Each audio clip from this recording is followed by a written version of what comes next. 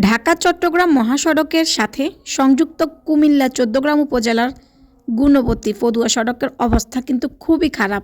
বিশেষ করে ঐতিহ্যবাহী গুণবতী বাজারের সড়কের অবস্থা তো খুবই খারাপ। কয়েক বছর যাবতই দেখতেছি পদুয়া থেকে গুণবতী বাজার আসার রাস্তাটার এত করুণ অবস্থা।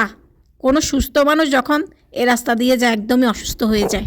আর তাহলে যদি মানুষটা অসুস্থ হয় তাহলে তার অবস্থা কি পরিমাণ কি হয়। পদুয়া থেকে গুণবতী এইখানে কিন্তু প্রচুর মানুষ আসা যাওয়া করে।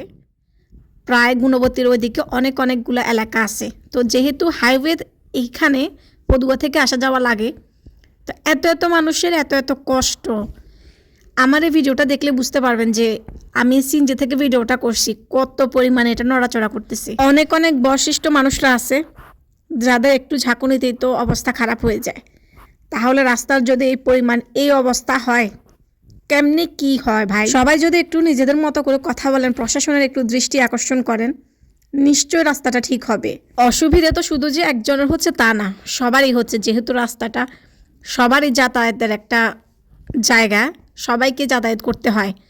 সবাই মিলে কথা বলে যদি এই রাস্তাটা কিছু প্রশাসনের দৃষ্টি আকর্ষণ করে যদি সবাই মিলে আওয়াজ তুলেন, অবশ্যই ঠিক হবে। পদুয়া গুণবতী সড়কের গুণবতী বাজারের একদম মুখে বিদ্যুৎ অফিস থেকে বাজার পর্যন্ত সড়কে একদম অনেক বড় গর্ত।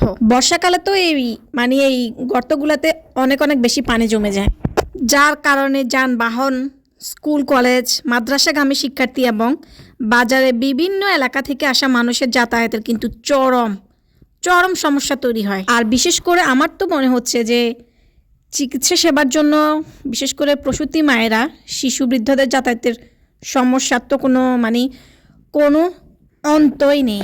একটা কথা ভাবেন, যখন একটা মা তার বাচ্চা নিয়ে সিজার করার পরে এই রাস্তা দিয়ে যখন আসা লাগে, তখন তার অবস্থাটা কি হয়। আমি নিজেও চাই এই রাস্তাটা খুব তাড়াতাড়ি ঠিক হোক।